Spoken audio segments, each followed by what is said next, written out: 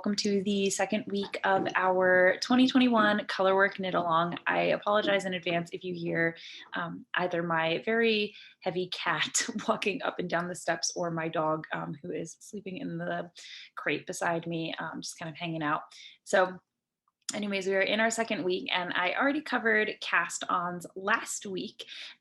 So I thought that I would talk about color work and how I like to do color work, but also a few tips and tricks. So just to keep myself also sort of in line, what I'm gonna do is I'm just gonna let you know quickly what I'm actually covering. So first, I'm gonna be talking about color dominance and background versus pattern color. And then I'm also going to be talking about just a few tips and tricks to keep your color work smooth and simple. So let us get started. So what I am going to do here is, firstly, I want to talk about color dominance. So I knit two-handed. What this means is that my main color, or in this case, because I am no longer working with the green and I'm working with contrast color 2, my background color is how I'm going to refer to it from now on. So my background color is always in my right hand, which is my dominant knitting hand. And then my pattern color, which is my contrast 1 or hayloft, is going to be in my, my left hand, which is the hand that I knit continental with. So all I'm going to do here is I'm just going to take a quick peek. So when you're knitting two-handed, it's essentially going to be a game of how can my floats stay nice and loose and not overwhelming. So I really just like to knit with my background color. Normal, I knit American style or English style. And then what we're gonna do is we're going to use our pattern color and we are just going to pick that like we are knitting continental. So throw, pick, and it's just a very rhythmic thing. And I'll talk about ways to make sure that your floats don't get bunchy or kind of gross. Sometimes people just completely drop it and they knit continually with their dominant hand. So like I said, in my case, it's my right hand. So it's just a very nice, smooth, rhythmic thing. And I have to find where I am here. So we're going to always make sure that we throw with our background color. So in the case of the fleet hat, I'm just going to swap my share and I'm going to show you what I mean. So in the case of the fleet hat, I am currently working on row 4 of my colorwork patterns. Because fossil is my new background color instead of the pattern color here, that's why I want to put it into my dominant hand. So I'm going to go back to sharing my hands. Okay, and we're back. Welcome back. So some people just drop it and that's totally fine.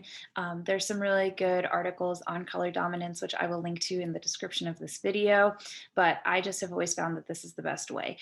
So talking quickly about how to ensure just some tips and tricks. So first and foremost, if you're like me and you don't keep track of your stitches as easily because you might be knitting in like virtual knit group or with animals around, I really enjoy so for me, the fleet hat is 12 stitches. I enjoy every 12 stitches putting a marker so that I know when I get to that marker, I should be ending on a certain color based off of my pattern. And so that's really great. I started this in the midst of Open Studio and I didn't have markers at home with me.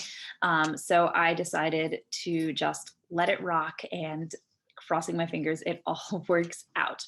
So we know about using markers to ensure that you're getting the pattern down correctly, but what about if your floats either are having trouble being too loose or too tight or anything like that? So if you find that your floats are too tight, the best thing to do is actually go up a needle size. So on the fleet hat, you're working as on size 8 as your main. So consider going up to a size 9 if you feel like everything's too bunched together. We also can just go along and kind of tug on our knitting and kind of stretch it out along our cable here. That's another great way to kind of get the floats going how you want them to. And so it just kind of eases everything. It kind of pre-blocks them. Another tip that I actually learned from a really good friend of mine, Rachel Brockman, is flipping the knitting inside out. So what I'm gonna do is I'm just gonna push all of this here. And then when I go to background color, main color, or yeah, sorry, I had to make sure. So then when I go to knit, my floats are actually coming along the outside of my work. And so that means I will not have it be quite as tight there. You want them nice and smooth like that. So if you're working on something like the ridgeline hat, which has a lot of space between the stitches, you might want to consider catching your floats. I personally don't tend to catch my floats just because I was taught not to by Mary Jane Mucklestone. It just takes up too much time and it takes up too much yarn. But for some knitters, it may be worthwhile, especially if they're concerned about any sort of bunching. So to catch your float, what you're going to do is, like, let's say I have a long swath of white. I've got like 7 stitches of it. So what I'm going to do is I'm going to knit, knit, knit. And then all I'm going to do here is I'm going to go in through the front door. I'm just going to lay that contrast yarn between those stitches or between my needles, and then if it can stick, and then I'm just going to wrap it around and it just locks it into place. So I'm gonna flip this over then and show you. So catching your floats, I'm just gonna show you here. See how it's got this long float and then it kind of gets smaller, like it's been worked, but it hasn't. And then you can just keep stringing it along. So those are my tips and tricks on color work, and I hope you enjoy them, and I hope you really enjoy knitting on your hats. And of course, if you have any other questions or you would like me to talk about stuff further, I am happy to. So thank you so much, everybody. Have a great rest of your day, and thank you.